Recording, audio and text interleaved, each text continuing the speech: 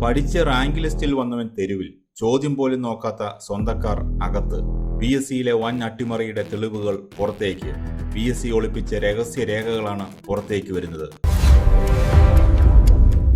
ഒരു വശത്ത് കഷ്ടപ്പെട്ട് പഠിച്ച് റാങ്ക് ലിസ്റ്റിൽ വന്നിട്ടും ജോലി കിട്ടാതെ തെരുവിൽ സമരം ചെയ്യുന്ന ചെറുപ്പക്കാർ, മറുവശത്ത് യോഗ്യതയുണ്ടോ എന്നുപോലും ഉറപ്പില്ലാത്ത സ്വന്തക്കാരെയും പാർട്ടി പിണിയാളുകളെയും പിൻവാതിലിലൂടെ തിരികെ കയറ്റാൻ നടക്കുന്ന ആസൂത്രിത നീക്കങ്ങൾ.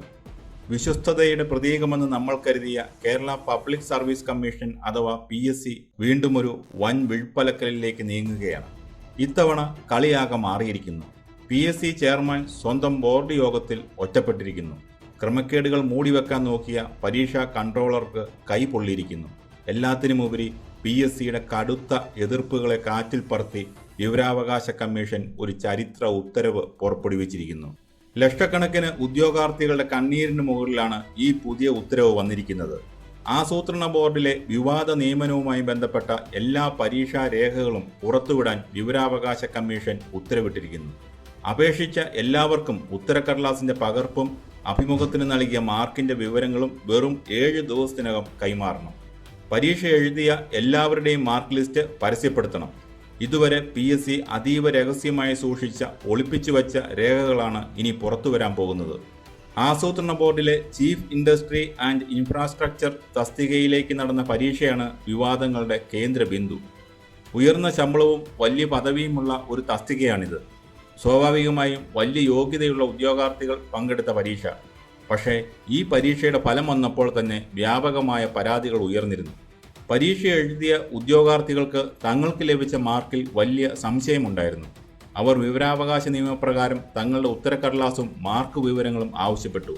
എന്നാൽ PSC പതിവ് പോലെ രഹസ്യാത്മകത എന്ന കപട മുഖംമൂടി അണിഞ്ഞു. വിവരങ്ങൾ നൽകാൻ അവർ തയ്യാറായില്ല. ഉദ്യോഗാർത്ഥികൾ വിവരാവകാശ കമ്മീഷനെ സമീപിച്ചു. ആ പോരാട്ടത്തിനൊടുവിലാണ് ഇപ്പോൾ കമ്മീഷന്റെ ഈ ശക്തമായ ഉത്തരവ് വന്നിരിക്കുന്നത്. വിവാദങ്ങൾ അവിടെയും തീരുന്നില്ല. ഈ പരീക്ഷയിൽ ഗുരുതരമായ ഒരു ക്രമക്കേട് നേരത്തെ തന്നെ പുറത്തു വന്നിരുന്നു. പരീക്ഷ എഴുതിയ ചില ഉദ്യോഗാർത്ഥികളുടെ ഉത്തരക്കടലാസിലെ 10 ചോദ്യങ്ങൾ മൂല്യനിർണ്ണയം നടത്തിയിട്ടേയില്ല. ആലോചിച്ചു നോക്കൂ, 1 മാർക്കിന്റെ വ്യത്യാസത്തിൽ ജീവിതം മാറിമറിയുന്ന PSC പരീക്ഷയിൽ 10 ഉത്തരങ്ങൾ നോക്കാതെ മാറ്റിവെക്കുക. ഇത് മനഃപൂർവ്വം ചെയ്തതാണോ അതോ ആർക്കോ വേണ്ടി തന്നിഷ്ടപ്രകാരം മാർക്ക് അട്ടിമറിച്ചതാണോ? കേരളത്തിലെ ലക്ഷക്കണക്കിന് സാധാരണക്കാരായ ചെറുപ്പക്കാരുടെ ഏക ആശ്രയമാണ് PSC. ഒരു കോച്ചിങ് സെന്ററിൽ പോയി പഠിക്കാൻ പണമില്ലാത്തവർ പോലും പട്ടിണി കിടന്നും കഷ്ടപ്പെട്ടും രാത്രി മുഴുവൻ ഇരുന്ന് പഠിക്കുന്നത് ഒരു സർക്കാർ ജോലി എന്ന സ്വപ്നം ഉള്ളതുകൊണ്ടാണ്. തങ്ങളുടെ യോഗ്യതയും കഠിനാധ്വാനവും മാത്രമാണ് തങ്ങളെ തുണയ്ക്കുക എന്ന് അവർ വിശ്വസിക്കുന്നു. എന്നാൽ ആ വിശ്വാസത്തിനാണ് ഇപ്പോൾ തുടർച്ചയായി കോട്ടം തട്ടിക്കൊണ്ടിരിക്കുന്നത്. PSC ഇപ്പോൾ രാഷ്ട്രീയവൽക്കരിക്കപ്പെടുകയാണോ എന്ന ചോദ്യം വെറുതെ ഉയരുന്നതല്ല. PSC എന്നത് ഏതെങ്കിലും ഒരു രാഷ്ട്രീയ പാർട്ടിയുടെയോ അല്ലെങ്കിൽ അധികാരത്തിലിരിക്കുന്ന ഉന്നതരുടെയോ സ്വകാര്യ സ്വത്താണോ? അർഹതയുള്ള ഉദ്യോഗാർത്ഥികളെ പുറന്തള്ളി തങ്ങളുടെ സ്വന്തക്കാരെയും പിണിയാളുകളെയും പിൻവാതിലിലൂടെ തിരികെ കയറ്റാനുള്ള ഒരു മാഫിയ കേന്ദ്രമായി PSC മാറുന്നുണ്ടോ? ആസൂത്രണ ബോർഡിലെ ഈ ഒരു തസ്തിക മാത്രമല്ല പ്രശ്നം. സമീപകാലത്തായി PSCയെക്കുറിച്ച് നിരന്തരമായി പരാതികൾ ഉയരുകയാണ്. യൂണിവേഴ്സിറ്റി കോളേജ് കുറ്റപത്രത്തിലെ പ്രതികൾക്ക് PSC പരീക്ഷയിൽ 1ാം റാങ്ക് ലഭിച്ച സംഭവം നമ്മൾ മറന്നിട്ടില്ല.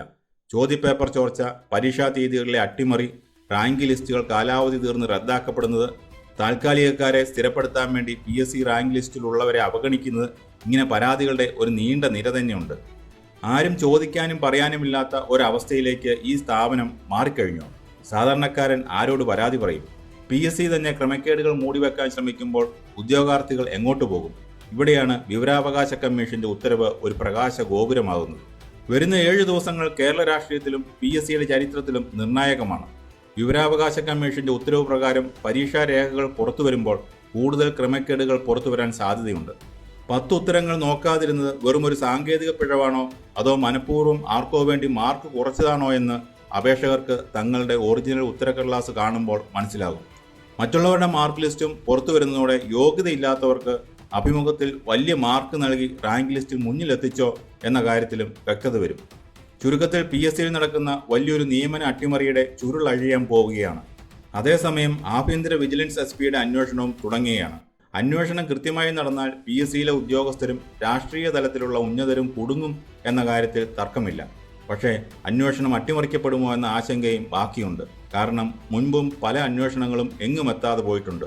അതുകൊണ്ട് തന്നെ ഈ വിഷയത്തിൽ പൊതുജനങ്ങളുടെയും ഉദ്യോഗാർത്ഥികളുടെയും നിരന്തരമായ നിരീക്ഷണം ആവശ്യമാണ്. PSC എന്നത് ഉദ്യോഗാർത്ഥികളുടെ ചോരയും നീരുമാണ്. അത് ഏതെങ്കിലും രാഷ്ട്രീയ പാർട്ടിയുടെ പിണിയാളുകളെ തിരികെ കയറ്റാനുള്ള പുനരധിവാസ കേന്ദ്രമല്ല. യോഗ്യതയുള്ളവർക്ക് മാത്രം ജോലി ലഭിക്കാൻ ഉതകുന്ന സുതാര്യമായ ഒരു സംവിധാനമായി PSC മാറിയേ തീരൂ. ഈ പുതിയ വിവാദവും തുടർന്നുള്ള അന്വേഷണങ്ങളും അതിലേക്ക് വഴി തുറക്കട്ടെ.